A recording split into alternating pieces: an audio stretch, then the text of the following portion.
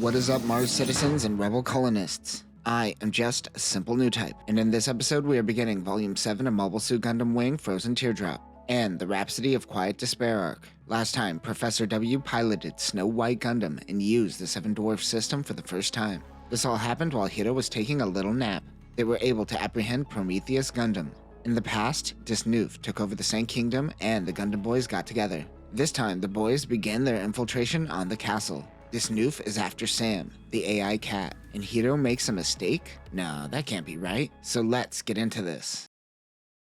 April 9th, AC 197, Sand Kingdom Airspace, Preventer VTOL, 6:47 p.m., 5 hours until the deadline of Epion de Teros. Sally Poe contacts the terrorists and tells them that she has the ransom money, but they plan on giving the ransom in chunks via airdrop. Only 2 of the containers will actually have gold, however. This was donated by the Earthsphere United Nation government and the Winter family. Hiro launched in the Cancer mobile suit. Ketcher wonders what is stopping the Preventers from becoming a corrupted organization. They have no enemies currently, and as they grow, corruption will grow with it. Wufay says that no corruption will happen on his watch. This Epion de Teros group was able to grow from within during a supposed time of peace. What's stopping a new Oz from sprouting from this chaos? Remember, the Gundam boys were tricked into killing Field Marshal Noventa. Even the White Fangs tried to recruit Duo and his Death Scythe Hell. This is why they destroyed the Gundams, so they, or others, won't be tempted. The first ransom container drops. Sand Kingdom Bay, seafloor, 7:11 p.m. Disnoof is waiting for the second drop. The first drop has gold, so he thinks that the Alliance is giving in to his demands. He really doesn't care about the money, however. This is all about activating the Perfect Peace program. He has a laptop with a cat on it. It is Sam. They need a Peacecraft to activate it. He was given the software by Thomas Current. He was the one who wrote the software with Jay Knoll in the past. It has never been successfully activated. Disnoof wants to use this to administer a drug to the Mars population that would give him full control. The software was locked behind a password. A Peacecraft has to put in this password, which happens to be Peacecraft X2 Hiro Yui. The Zero system is the closest thing to Sam, the AI cat, so he thought he could activate Sam with the Epion/Zero system. He became mad and undergone plastic surgery to make himself look like Milliardo. Then he assassinated Elv Onagel. He even downloaded thoughts of Milliardo from the Zero system, but the Epion didn't help activate the Perfect Peace program. He almost gave up on finding Sam. While this is happening, the Preventers were attempting to restart Volcanus, a mobile doll factory. Disnoof ended up hacking them to gather intel. While doing so, he learned of the Wyvern. Duke Dermel used Sam as a reference point when making the mobile dolls. If that is the case, then it may still exist out there. He used his company, Neuenheim Konzer, to research where it may be. They learned that it is most likely hidden behind the portrait of Mardicus Peacecraft in the Sand Kingdom. It is made of a special material so it can survive the Sand Kingdom's many hostile takeovers. We even seen this when the painting was on fire when Zex burned it all down. This is why Disnoof took control of the castle. After getting Sam activated, the computer still wouldn't recognize this busted up plastic surgery as a real Peacecraft. Oh, that's embarrassing for you. Now you just look like a Milliardo fanboy. It looks like he is going to have to force Relina to activate Sam. However, Relina refused to help him. He wants to use the Perfect Peacecraft system to usher in true peace. Like Katra earlier, he too thinks that the Preventers will grow big and fail due to corruption. But Relina says, I lived through the main series of Gundam Wing. I no longer believe in absolute peace. Oh snap, they're having a peace-off. One thing we learn is that Relina learned of the Preventers only recently. Wait, what about Milliardo? That seems like a contradiction. I guess he would hide things though. Disnoof thinks that the only way to peace is that if everyone is a slave. Relina believes that this is just running away from the responsibility of maintaining peace. Even with the threat of a nuke destroying the Sand Kingdom, she puts all her faith into Relina. Sand Kingdom Castle, 3rd floor hostage room, 7:55 p.m. In this room is Dorothy and Lady Un. Her radio in her purse vibrates, which means an operation is about to go down. She tells Dorothy that she needs a distraction and tells them to divert their attention. Dorothy wonders if she should use her trusty old molestation scares. What's that? Is that like a seduction tactic? Why is it worded like that? Lady Un suggests she uses her words. She asks the guards if they ever killed a woman. She yells at the other prisoners and tells them that she should rush the 2 guards. Only like 3 of us will get shot before they are overwhelmed. Lady Un tells Dorothy to shut up and begins playing the charade with her. Southside Urban District, Team 1, 7:55 p.m. Tro and Katra are on a tall rooftop overlooking the castle. They set up a bazooka. Lady Un contacts them. They seem to have handled the guards on their end, but she tells them that Relina isn't with them. They are making moves in 250 seconds. She needs to start making moves on her end. Lady Un will handle Relina. Catra says, alright, let's do this. He fires the bazooka and hits the VTOL in the sky. Same Kingdom airspace, aboard the VTOL. 7:59 p.m. Sally Poe and the VTOL go down. They shot themselves as an excuse to move in and attack. She blames this on Epion de Teros. She says negotiations are over. Sally bails out. St. Kingdom Bay, seafloor, 8 p.m. Hiro fires torpedoes and opens up a passage to the castle. Hiro has Relina on his mind. St. Kingdom Castle, rear grounds, Team 2, 8:02 p.m. Duo and Wufay move in on the grounds. The guards are distracted by the explosion. Wufay finds some guards and tells them to strip. The two get into their fatigues to blend in. During this mission, Wufay is being passive-aggressive towards Duo. At least you aren't a woman. He hates those. St. Kingdom Castle, underground shelter, 8:15 p.m. Disnoof says that his men are incompetent. He tells Relina that the Earth Sphere has abandoned her.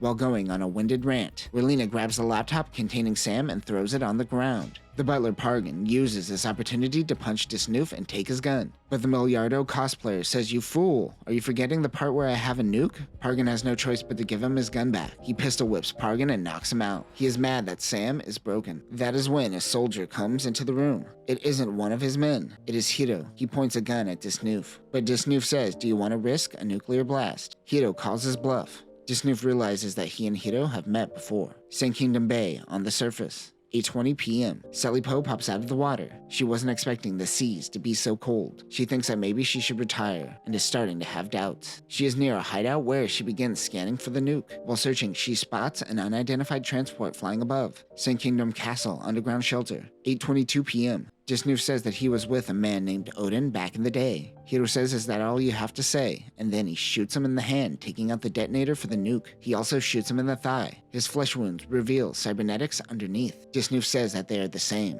Both are weapons. Before he could put a bullet in the back of his head, a guard comes in to help. Hiro protects Marlene and Pargan, who were the closest. That was a bad choice. In an instant, Disnoof's robot arm detaches and explodes, sending shrapnel everywhere. This gravely injures Relina. Hiro apologizes to her. Disnoof is able to run away. For the second time ever, Hiro made a mistake. The first time was killing Field Marshal Noventa. Hiro only made 2 mistakes in his life. Those are still good odds, dude. He can't get a hold of the other boys. Marlene helped Relina and told Hiro to continue the mission. He informs Sally Poe and heads towards Disnoof. Baltic airspace, heavy transport, 8:41 p.m. Disnoof is heading to his custom Virgo cube that he calls Astoria. The Oz 04MD Virgo 3 or Virgo cubed has minor improvements to the Virgo 2 with no major changes. The planet defensors are a new large model with increased output, allowing it to generate powerful force fields with only 2 defensor units. Disnoof's unit has both mobile doll and manual pilot capabilities. The mobile doll AI does most of the flying even when in manual control. Other weapons include a beam cannon and 2 beam sabers. Disnoof has extra cybernetics in his mobile doll. St. Kingdom Castle, Western Spire, 8:41 p.m. Duo found the nuclear device with a timer which has over 3 hours remaining. It has a vibration sensor so he can't move it. His best bet is to hack into the device and abort the timer. He has 3 hours to figure this out. St. Kingdom Castle, 3rd floor, hostage room, 9:05 p.m. Catra and Troa meet up with Dorothy and started getting prisoners out of the castle. Catra and Dorothy seem to have some playful banter with one another. Did Dorothy fall in love with him after she stabbed him that one time? That tracks for Gundam Wing. He says that the wound she gave him still aches when it rains. Oh, he is being insufferable. He might actually like her. They get a hold of Lady Un and learn of Relina's condition, and Duo can't seem to disarm the nuke. Also, Hiro lost Disnoof. Catra, being a sad boy, becomes a sad boy again knowing Relina was hurt. He blames himself as he told Hiro to try to minimize casualties, and that got someone hurt. Hiro would have killed everyone instantly. Stupid casualties. Dorothy says, "Yes, it is your fault. You suck." It's weird that negging in this universe means true love. Marimea hears Troa's name. She seems to be okay with the fact that Troa killed her brother, the real Troa, and that someone is at least using the Barton name. Troa rejects this. "I hate the Bartons. I hate everything. I'm never using this name again." Can someone act like a normal human being for 2 seconds? This is probably why he started going by Nameless again, and soon Professor T. St. Kingdom Castle, 2nd floor infirmary, 9:27 p.m. They got Relina to Sally Poe. Luckily, St. Kingdom is home to a lot of medical advancement. Sally uses nanomachines to help remove any clotting. She seems to have older nanomachines in her blood that are killing the new nanomachines, thinking it is foreign objects. Pargan wakes up from being knocked out. He mentions that when he was helping Marticus back in the day, he was injured and given old nanomachines to heal. They can transplant the old nanomachines in his blood. Pargan, you old bastard, always saving the day. I love you. Troa tells Lady Un that someone dropped off a Virgo 3 nearby. This is where Disnoof most likely fled to. Wufay watches with his night scope. He spots Disnoof and guards moving into the forest. Wufay notes that he looks like Zex Marquise. He does a flip, slides down the rooftop, and lands on the head of the Virgo 3. Flawless execution, no mistakes made. The two guards shoot at Wufay, but he dodges bullets flawlessly. He gives both of them a sweet roundhouse kick and knocks out the guards. He tells Disnoof to surrender, but he doesn't respond. Disnoof still has only one arm after losing his robot arm. The Virgo mobile doll activates. It's probably being remote controlled by Disnoof, so Wufay decides to attack Disnoof directly. He blocks one kick, then runs away into the forest. Wufay is amazed he blocked an attack. Lady Un tells him that he is using Jupiter-grade hard-vac astro-cybernetics. Taking him alive isn't going to be easy. Wufay says, "Nah, I think we need to kill him." He didn't decide to pursue and stood guard. He's going to need this machine. Of course, the mobile doll eventually started walking on its own. The Virgo then stops. A flashbang from the trees goes off. He hears the cockpit hatch opening. Wufay fires while blinded, missing every shot. Disnoof slips in the Virgo and gets away. The mobile doll flies upward, then fires onto the forest. Wufay was able to get a safe distance away. Troa helped save the two guards that were in the forest that Wufay definitely wasn't planning on saving. Troa could tell Wufay let him get away and was holding back. St. Kingdom Castle Western Spire, 9:55 p.m. Dua has been working on deactivating the bomb for over an hour now, and he can't bypass the computer. Killing the power will set off the bomb. He focuses on the broken remote detonator and tries to reverse engineer the circuit board, but nothing makes sense to him, and it follows no engineering standards known in this universe. Catra was helping 30 minutes ago. He noticed something and rushed off. He must know something. Catra finally returns. Dua doesn't like wearing a watch as it makes him feel like chasing time. Wait, then why did you send this man to deactivate the bomb? Even Catra makes fun of him for not synchronizing time. Duo asks him if he could repair his computer. He has a laptop that contains Sam, the AI cat. The only thing they were able to extract was a list of names.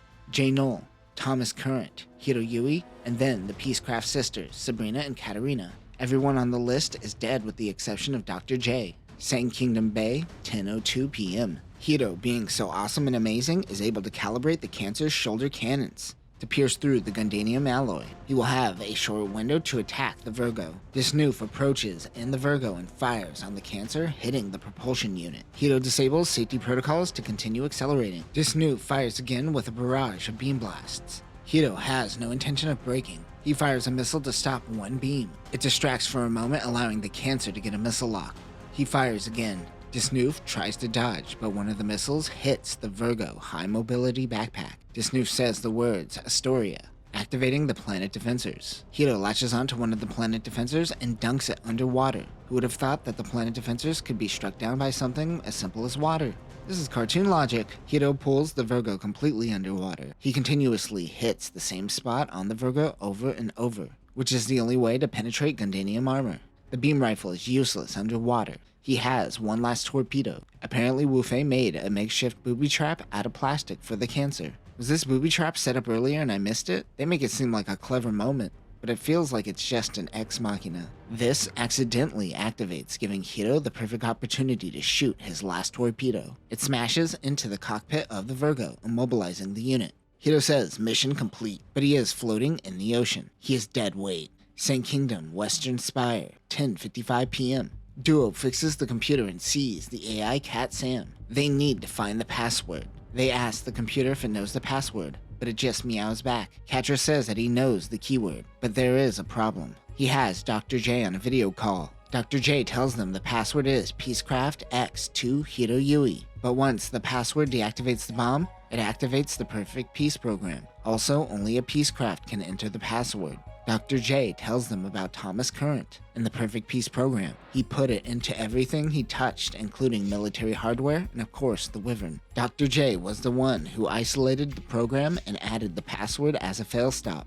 It should have faded away, but Disnoof changed it to activate nanomachines. He says not to activate it. Even so, the only person who can activate the password is now in surgery. The St. Kingdom is going to fall. Sally calls and informs them that Relina is out of surgery. They also learn that Desnoof is killed, but Hiro is just floating out in the sea. They don't have any boats available to save him. They can't save him. This is the problem with making everyone so cool and competent. You have moments where you have to engineer incompetence.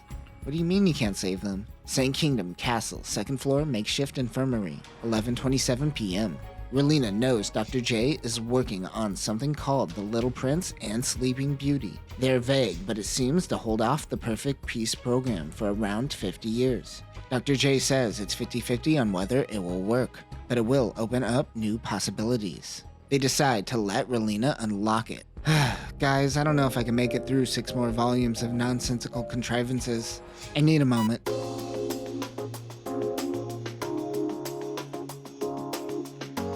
Alright, let's continue. Before she can enter the password, Hiro tries to stop her from going down this path, but this is something she is choosing to do. She types the password into Sam. The bomb is stopped and the perfect peace program is activated. Peace in the St. Kingdom is achieved for now. They were never able to find the Virgo 3. MC0022, next winter. Duo proclaims there is no god. He then spells out what is going down on Mars, since I'm sure most of us forgot by now. Relina and the Martian Federation and Zex Marquis of the Lana Green Republic are at war with one another. The Preventers are neutral in all of this. Ketcher's sister and the Winter family sides with Relina. He is saying all this while reflecting on his father, having self-doubt, and saying you need to be willing to die for peace. Duo has the Warlock, which means this is baby Duo. The Shahuk 2 was taken by the Federation. Little Duo doesn't have any interest to save them, but he wants to kill both Relina and Zex. Scheherazade tries to contact Warlock.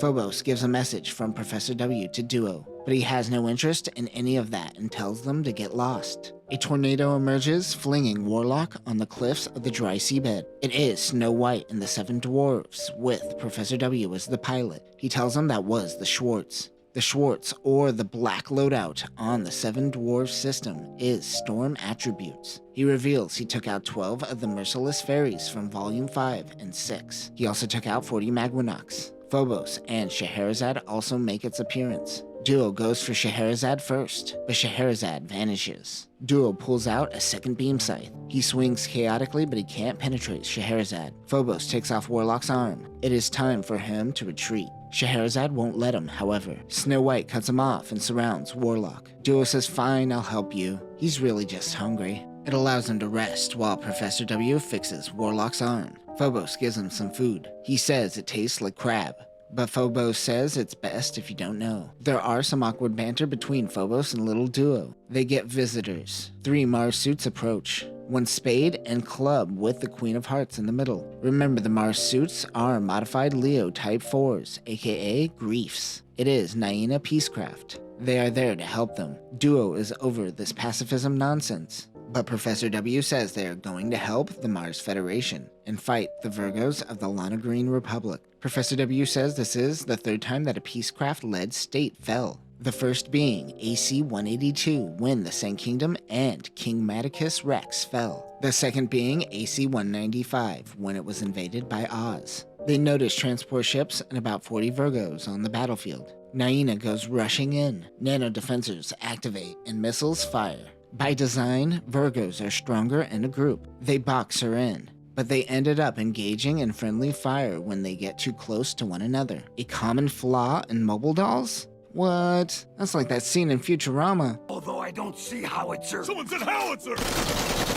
They vote for the northern beach edge as the vantage point. The Jack of Clubs happens to be Millie Peacecraft, with the King of Spades being Katerin. They are destroying Virgos, but there are still 25 Virgos to 1. The 3 work together, though their teamwork isn't the greatest. Duo realizes this vote is all a farce, and Professor W says, "Ha ha ha, you listen to me now." Into battle we go. Duo, Naina, Phobos, Katerin, and Millie all banter on the comms while they head into battle with the Virgos. For the first time in this story, our heroes head into battle together. That's right, these little shits are indeed our heroes of the story. They focus on the planet defensors. Professor W tells everyone to get away from the water. He fires off the Vice. or white loadout of the Seven Dwarfs system. This is the lightning loadout. He fires, creating a flash over the planet defensors, allowing a plasma discharge. It takes out 20 Virgos with ease. Catra is out here being a mentor to the new team only to win the battle for himself. He actually says, whoops, I didn't think that would win the battle so fast. But he wouldn't have been able to use the Vice without the kids taking down the planet defensors first. Katarine gets a message from the Green Republic.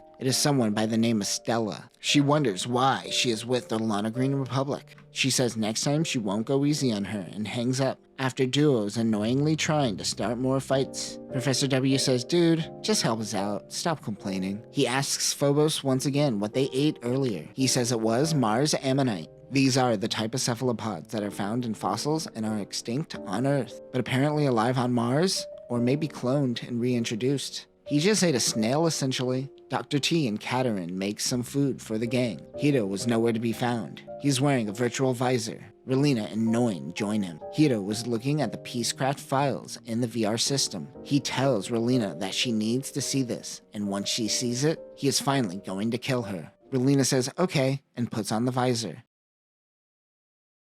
And that will conclude Volume 7 of Frozen Teardrop. The Preventers had the ability to shut down the perfect Peacecraft program by sacrificing the Saint Kingdom, and instead, they decided to procrastinate and punt the problem 50 years down the line. Enjoy the burdens of your boomer after colony parents, children. Next time, we begin Volume 8. We return to the Peacecraft files and learn more about the conflict between the twins Katarina and Sabrina. Katarina takes on the name Six Marquise, and we learn more about Mardicus Rex. But that will do it for now, new types. Remember, don't let peace get in the way of global domination. Peace.